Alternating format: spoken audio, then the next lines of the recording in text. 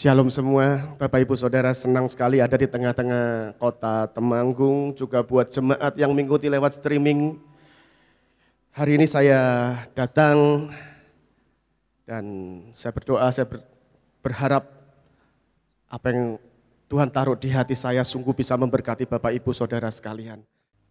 Tadi Pak Petrus Hadi sempat cerita, dikatakan saya dulu orang nerd saudara.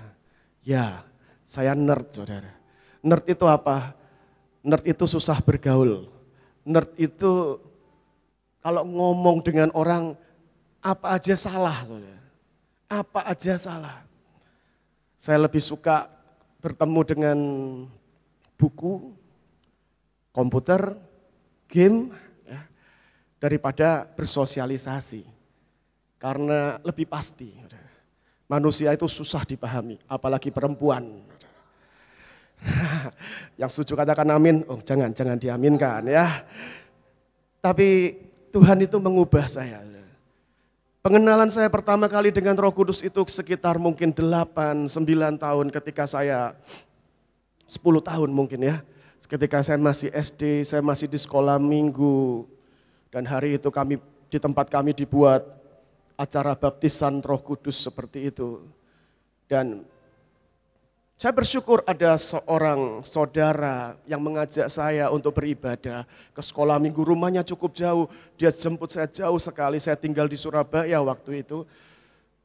Dan paman saya itu rumahnya Surabaya Timur, saya di Surabaya Barat. Dia jemput jauh sekali dan bawa saya ke gereja. Di tempat itu saya mengenal Tuhan, saya mengenal pribadi Roh Kudus yang mengubah hidup saya. Dan hari itu sekolah minggu membuat acara baptisan kepenuhan Roh Kudus. Saya sangat belum terlalu banyak mengerti, tapi hari itu saya cuma satu doa sederhana, Tuhan, saya rasa saya perlu ini, saya butuh ini, saya butuh ini. Dan orang lain, firman Tuhan berkata, yang khotbah yang menyampaikan firman, kita butuh Roh Kudus. Dan saya berkata, Tuhan saya butuh ini. Saya butuh Engkau. Tiba-tiba tanpa pengertian yang cukup banyak hari itu saya dibaptis Roh Kudus dan sejak hari itu saya berubah. Enggak otomatis. Lebih banyak Tuhan itu mendorong dan menjorokkan begitu. Mulai muncul kerinduan untuk melayani Tuhan. Pelayanan pertama saya adalah operator OHP, saudara. Kenapa? Enggak perlu berinteraksi dengan manusia, saudara. Enggak perlu. Berinteraksinya dengan apa? Plastik, saudara. Dan saya hafal semua lagu. Kalau seperti tadi manuver ganti lagu yang saya enggak pesan, maka saya akan tulis refnya dengan cepat. Jadi ketika WL-nya bermanuver lagu baru apapun saya akan tulis refnya dengan cepat. Ketika dia nyanyi baitnya, ketika dia sampai di ref sudah muncul di layar. Dan ketika dia nyanyi refnya saya sudah tulis baitnya lagi.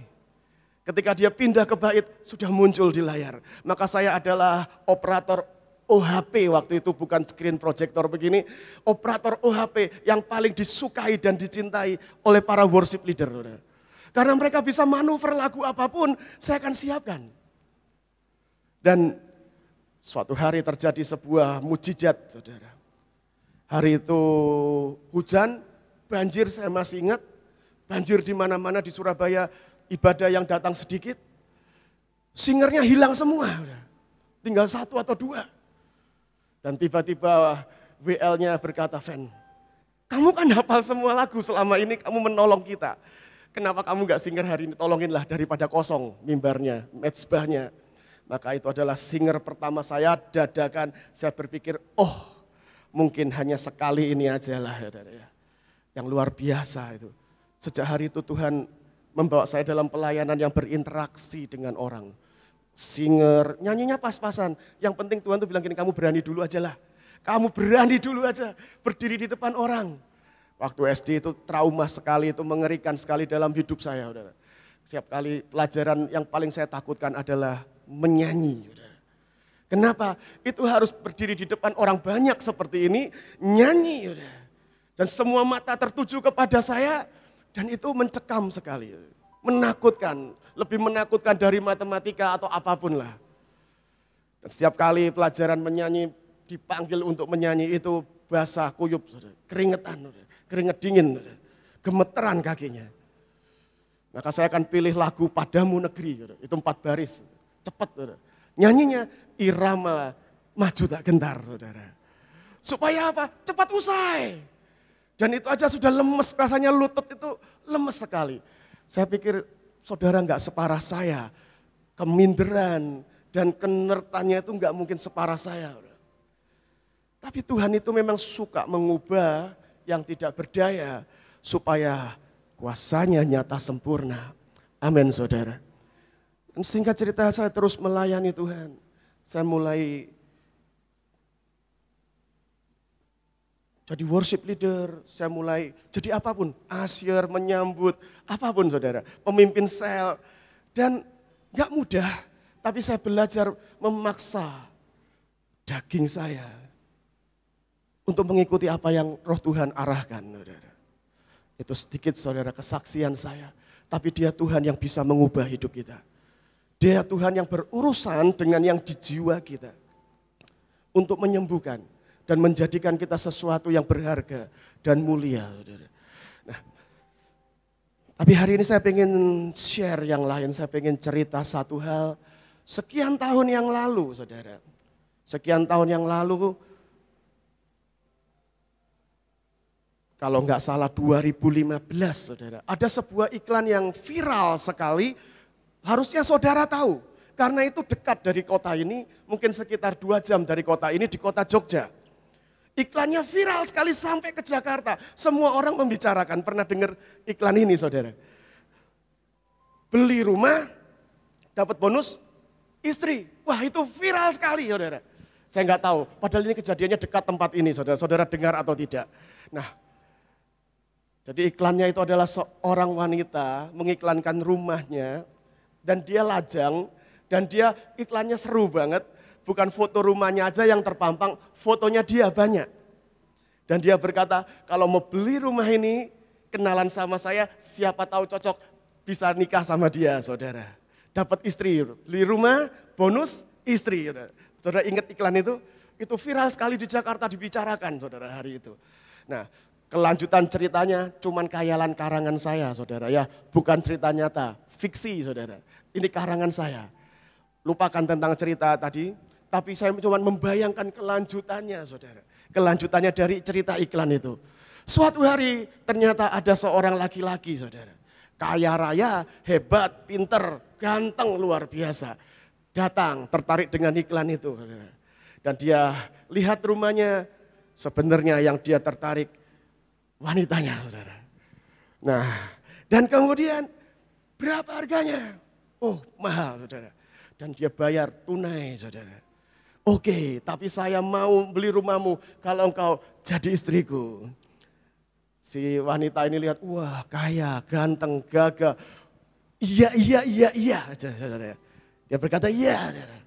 Dan kemudian ternyata iya, tapi tunggu dulu. Rumah kau beli, kalau kau jadi suamiku, aku pasti punya hutang. Nah, banyak sekali saudara. Di situ ada gambar mobilnya juga masih ngutang ternyata. Dan suaminya laki-laki ini berkata, oke enggak apa-apa, saya lunasin semua hutangmu saudara. Ternyata wanita ini juga suka main judi, hutangnya banyak saudara. Dibayarin semua saudara.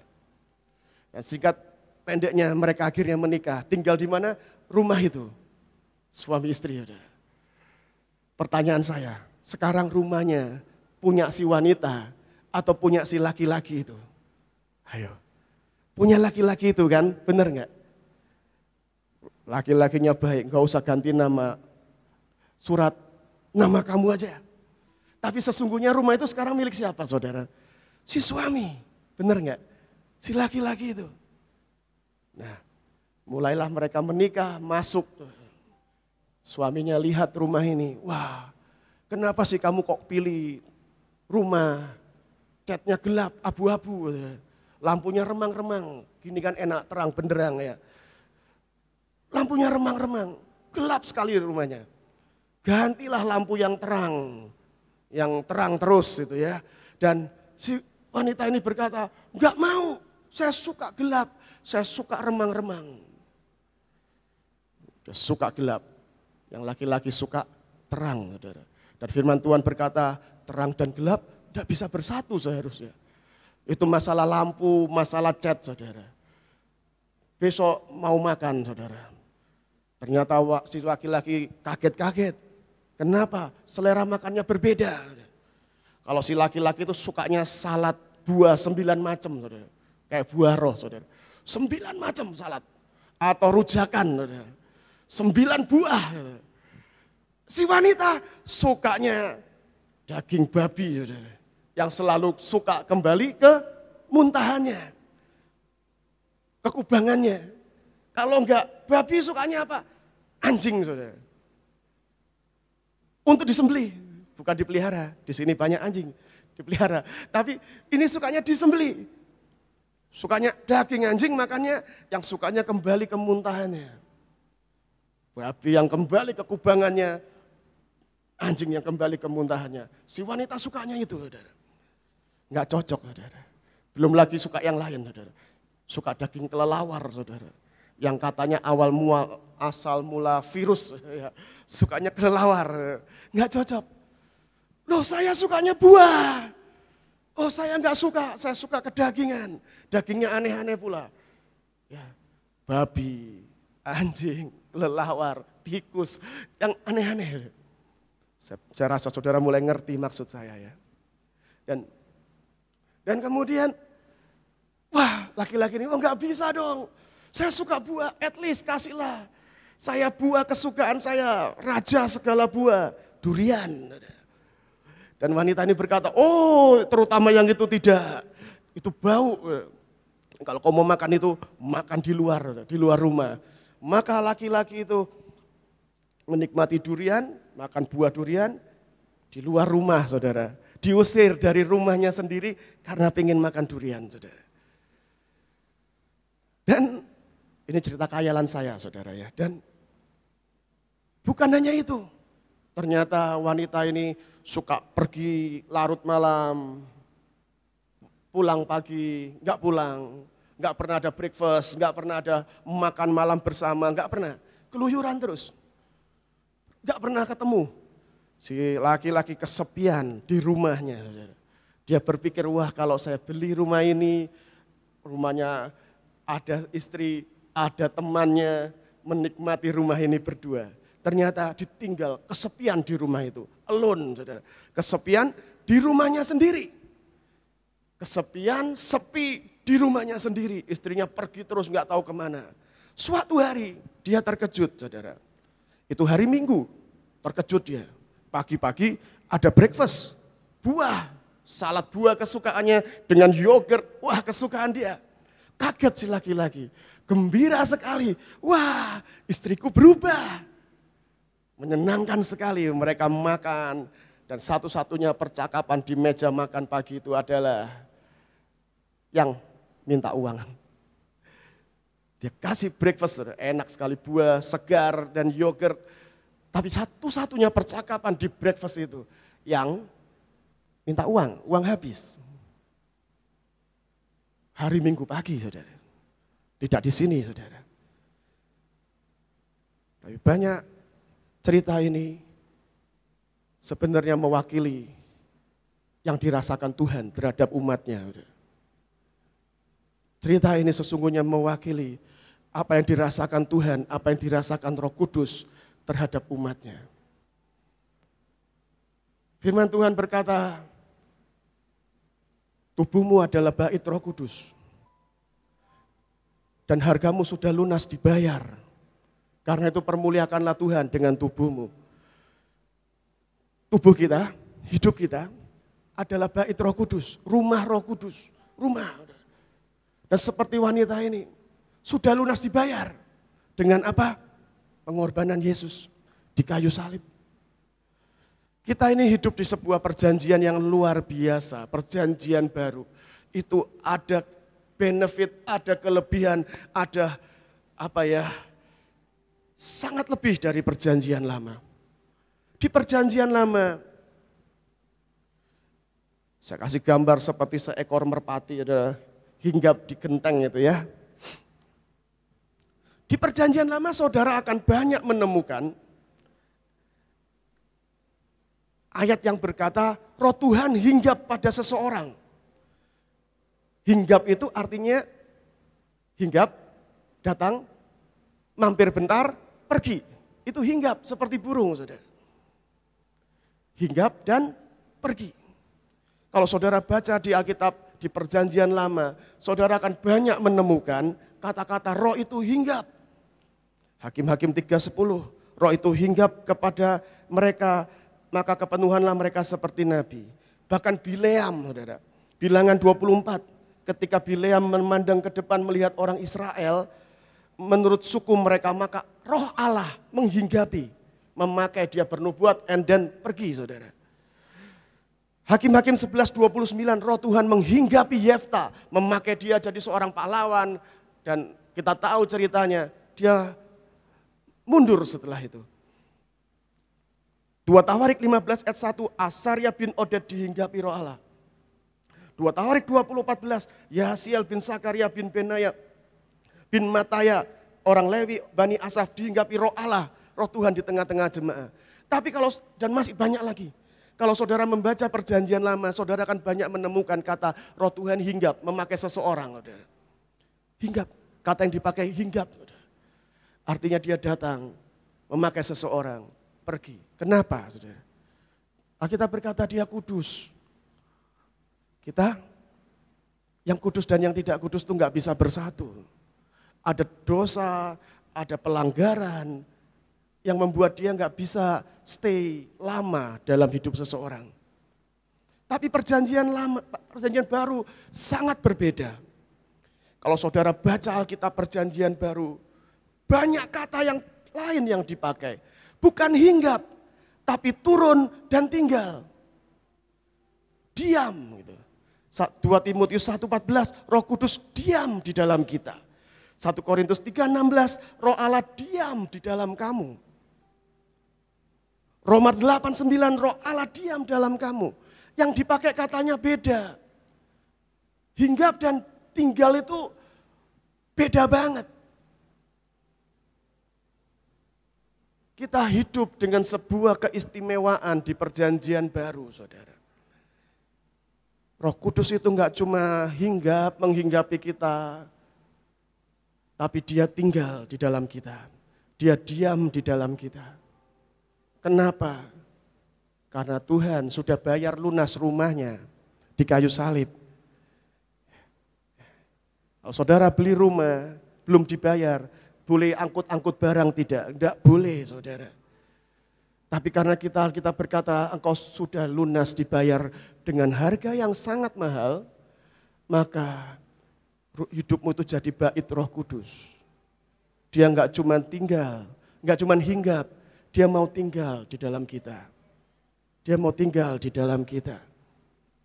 Itu sebabnya kalau saudara baca, Tuhan Yesus itu berkali-kali menjelang kematiannya dan berkali-kali ngomong dengan para murid, nanti ya kalau aku sudah dimuliakan, aku akan mengirim Roh Kudus, penolong yang lain. Nanti ya kalau aku sudah naik ke sorga, nantikan di loteng Yerusalem, nantikan Roh Kudus, nantikan. Kenapa? Nantikan, tunggu, sambut, welcoming the Holy Spirit. Kenapa? Kali ini dia enggak datang hanya untuk mampir dan hinggap dalam hidupmu. Dia mau datang dan tinggal dalam hidup kita. Kenapa? Udah dibayar, lunas. Paid in full. 1 Korintus 6:19 ayat 20, tidak tahukah kamu bahwa tubuhmu adalah bait? Bait itu rumah, saudara ya. Seperti cerita tadi saya gampang sekali. Rumah Roh Kudus yang diam di dalam kamu. Roh Kudus yang kamu peroleh dari Allah. Dan bahwa kamu bukan milik kamu sendiri. Kamu telah dibeli dan harganya telah lunas dibayar. Karena itu muliakan Allah dengan tubuhmu. Dan harganya bukan harga yang murah. Harganya mahal, banyak, saudara. Dia bayar di kayu salib.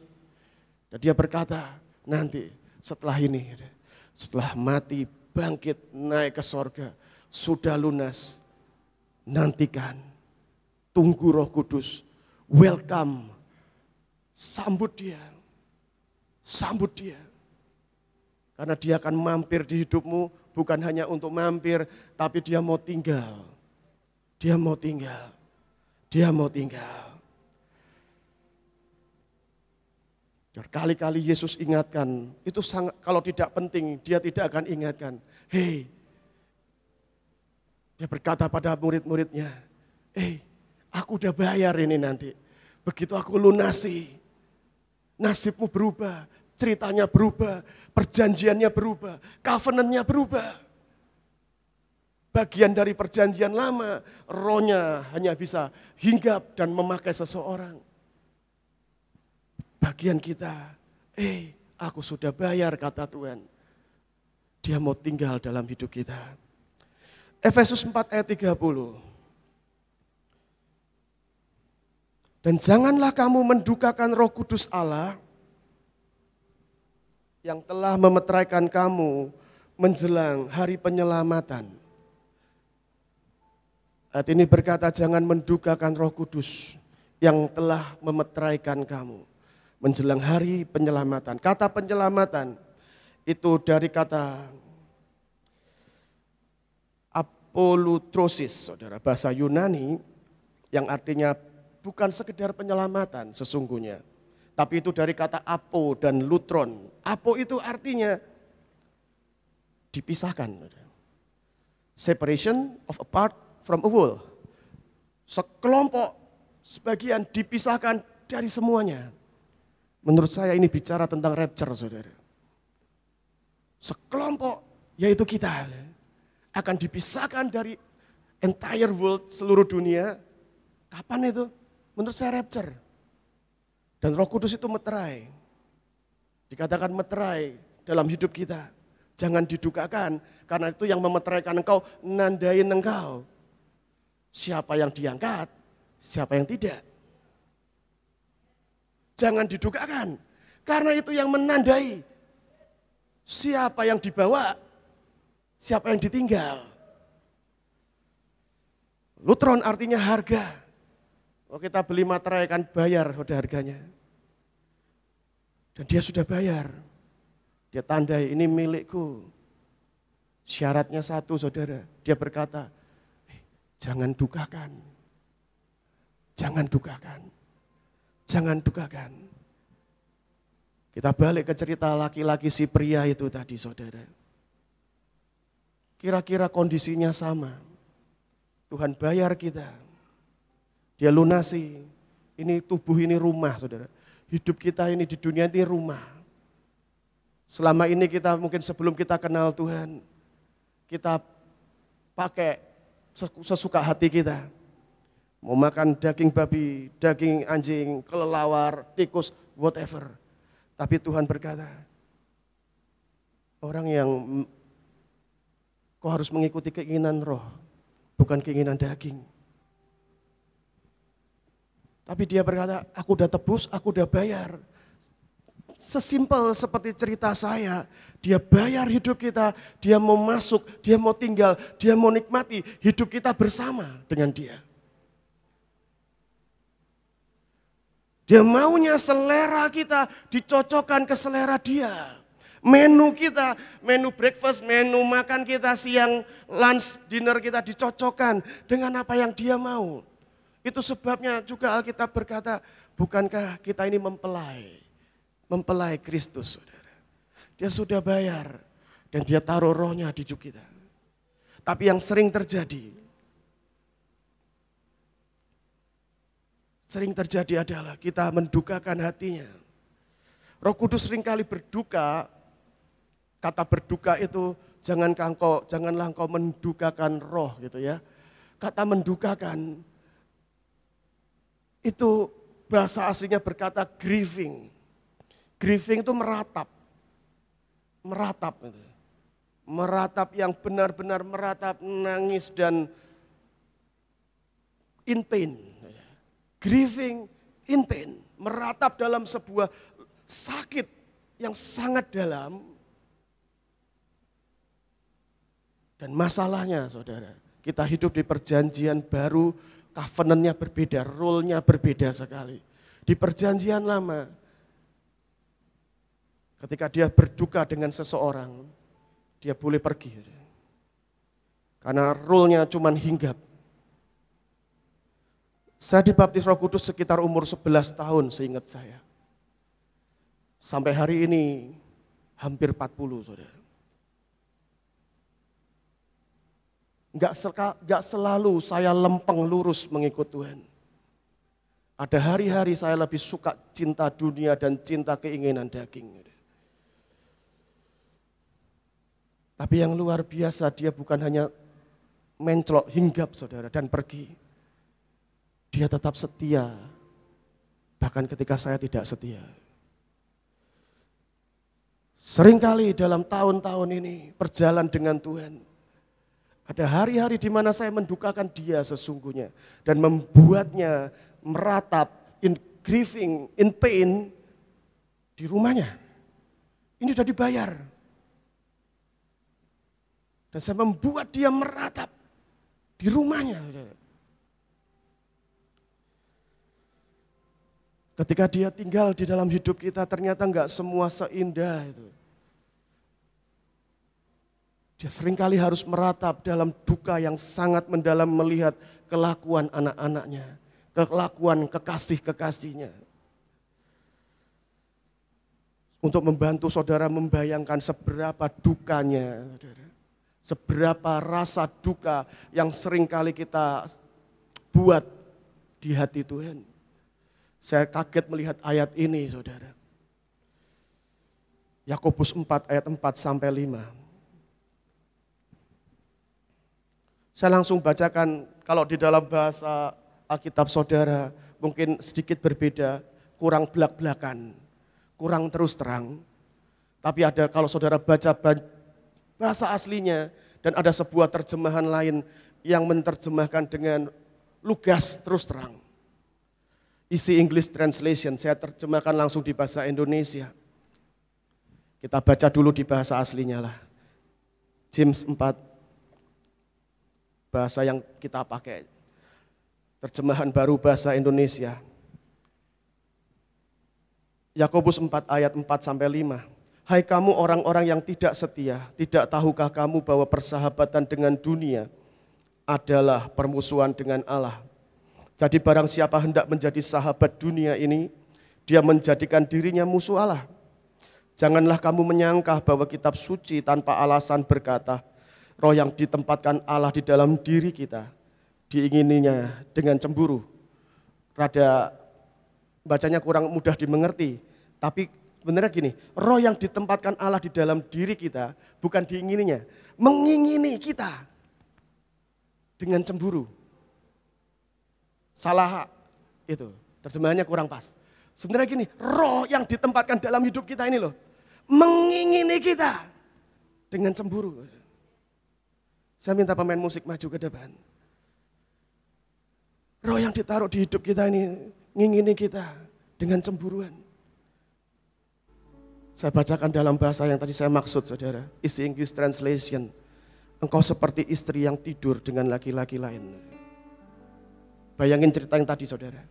Puncak kekesalan laki-laki itu adalah si suami bukan cuma ketika hanya datang untuk minta berkat, minta uang, atau dipaksa lihat semua kedagingannya. Tapi puncak kekesalan dan puncak kesedihan, puncak dukanya adalah ketika melihat istrinya bawa laki-laki lain masuk ke rumah. Bukan hanya satu, itu dikatakan men. Banyak laki-laki yang lain, ganti-ganti. Dibawa ke rumah. Engkau seperti istri yang tidur dengan laki-laki lain. Orang yang gak pernah sungguh-sungguh mencintai Tuhan. Dan melakukan terus apa yang dia tidak suka. Kalau engkau melakukan itu, engkau melawan Tuhan.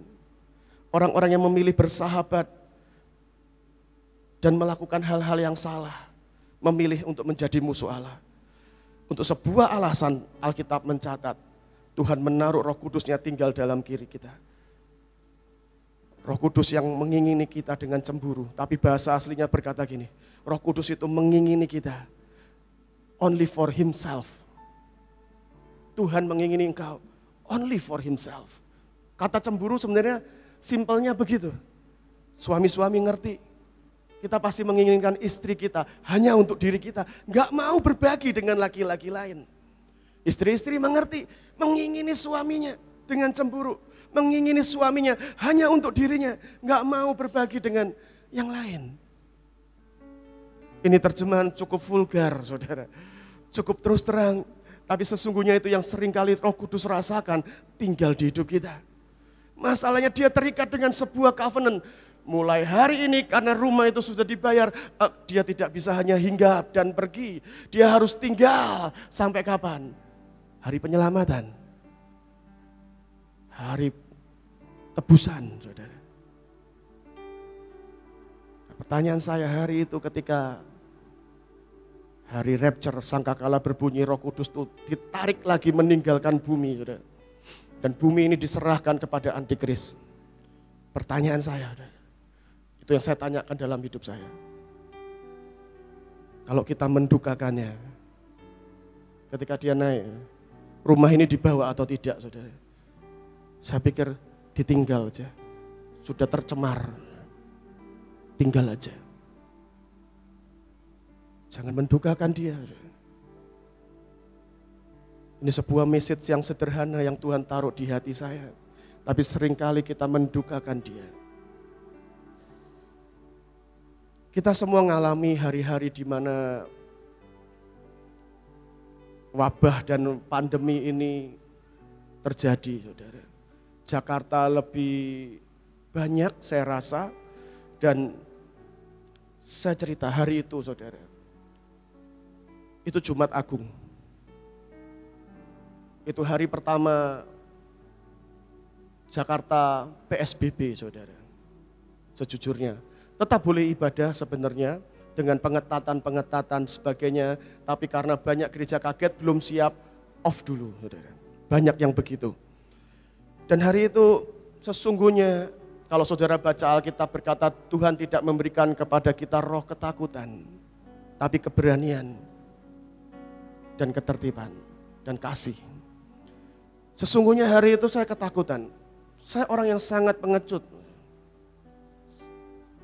Orang yang berdiri di depan saudara ini pengecut, saudara. Penakut. Nerd. Dan penakut.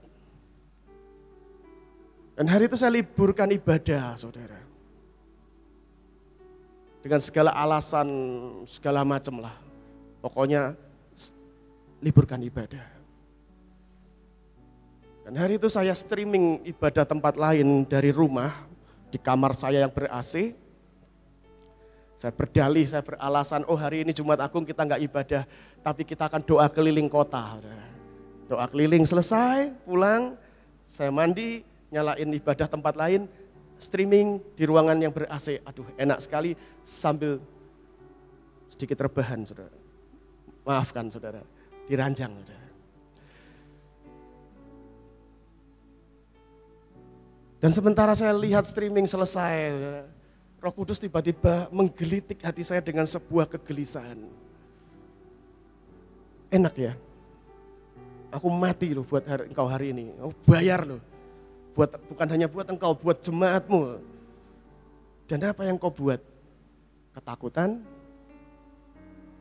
mengamankan diri di ruangan ber-AC, saudara. Itu gelisah sekali, saudara. Saudara pernah ngalami begitu ya? Kalau saudara pertama kali berbohong, saudara. Ingat nggak pertama kali berbohong? Gelisah nggak? Iya toh? Gelisah sekali.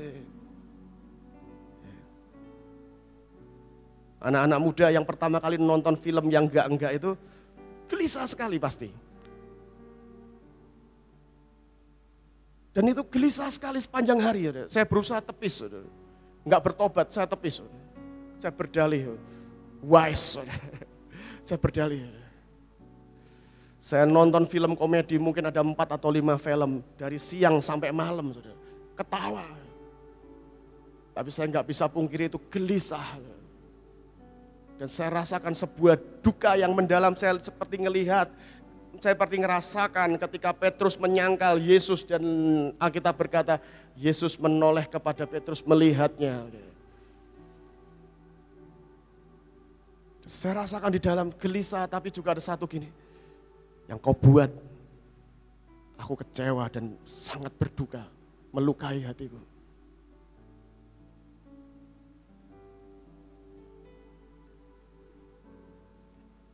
Dan saya bertekad hari itu saya bertobat, malam itu saya sungguh-sungguh bertobat setelah berusaha mencari hiburan yang lain lah, pelarian yang lain, film komedi. Saudara. Akhirnya saya mentok dan saya nyerah dan saya bertobat malam itu, Tuhan, aku penakut, aku pengecut kok. Aku takut dengan semua hal kok. Ini bukan hanya sekedar tertib, ini takut, ini kepengecutan. Bukan hanya ketertiban, patuh atau sebagainya pada protokol. Bukan, ini kepengecutan. Itu yang saya rasakan. Saya sempat tanya, puji Tuhan di tempat ini enggak pernah libur, saudara ya. Dengan protokol, dengan semuanya, tapi enggak pernah libur. Tapi saya pernah ngeliburin sekali, jangan dicoba, gelisah sampai malam, saudara. Dan saya rasakan Tuhan itu, it's very disappointed nih. Sangat ngecewain. Aku sangat berduka dan saya rasakan sakitnya. Saya rasakan lukanya.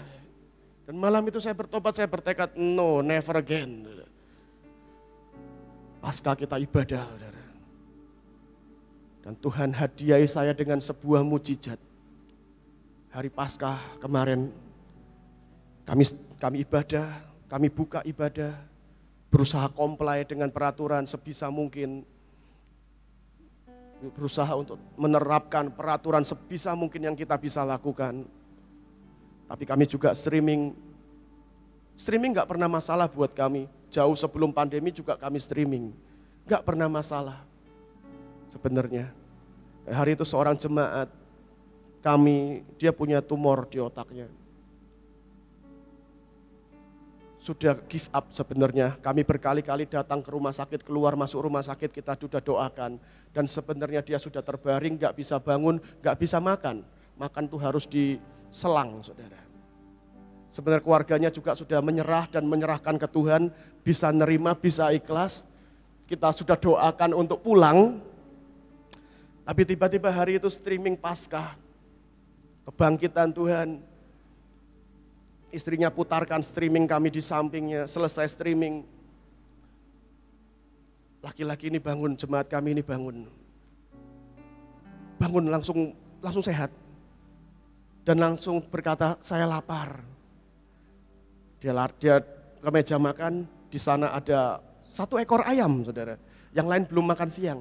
Dimakan sendirian habis, saudara. Maklum, sudah sebulan kali terbaring, nggak pernah makan ayam, saudara ya. Dan dia bangun ke meja makan, ayam seekor dihabisin sendiri. Itu membuat hati saya seperti Tuhan berkata, jangan takut, aku sudah tebus engkau. Dia sudah mati, bangkit, dia tinggal di dalam kita, dia meteraikan kita. Untuk suatu hari kita dibawa, saudara. Segera, saudara. Tapi jangan pernah mendukakan rohnya, saudara. Ada satu lagu, saudara, yang sangat memberkati saya. Lagu ini berjudul Baruk Haba. Saudara. Itu bahasa Ibrani. Artinya begini, blessed are those who come. Diberkatilah yang datang. Diberkatilah orang yang datang. Kalau saudara punya tamu di rumah, saudara akan sambut. Kalau dia tukang paket, saudara akan sambut di depan rumah. Paket, terima ya kan, sambutannya begitu aja. Cara terimanya begitu. Tapi kalau dia misalnya tukang, saudara, betulin AC, servis dan sebagainya. Saudara bawa masuk kan, selesai sambutannya apa? Kasih minum. Tapi semalam saya bertamu di rumah Bapak Gembala, Bapak Petrus Hadi, tinggal, wah beda saudara ya. Nah apalagi kalau Tuhan, saudara. Firman Tuhan berkata dia datang gak cuma mampir hinggap, dia mau stay dalam hidup kita. Dan akhirnya lagu ini berkata Baruk Haba, bless, disukakan, disenangkan, apa yang diinginkan orang yang datang. Gimana cara kita menyambut dia? Bagaimana cara kita welcoming Holy Spirit? Bagaimana? Bagaimana? Bagaimana, saudara? Saya ingat baru sehari 2 hari di rumah Pak Hadi, tanyain terus mau apa? Mau makan apa? Anak-anak saya tanyain mau makan apa? Tuhan datang, dia bayar hidup kita. Mau tinggal di rumah ini, kita nanya enggak, Tuhan mau makan apa? Dia maunya 9 macam buah, saudara. Mau rujaan sama kita, amin.